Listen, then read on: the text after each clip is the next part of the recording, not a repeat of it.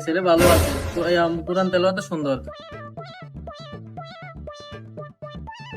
সালামু আলাইকুম। ওয়ালাইকুম আসসালাম। হুজুর, ইনি আমাদের এমপি প্রার্থী। 5 ওয়াক্ত নামাজ পড়ে গরিবের হক কখনো মারে খান না। এমনি দিকে চাইেন কেন? গরিবের হক মারি খানা, এমনি বড় বড় কালভেট খায়। আর উনি কখনো মিথ্যা কথা বলে না, মিথ্যার আশ্রয় নেয় না। মিথ্যা কও না, তবে জীবনে কোনোদিন হাসা কথা কইতে শুনি নয়।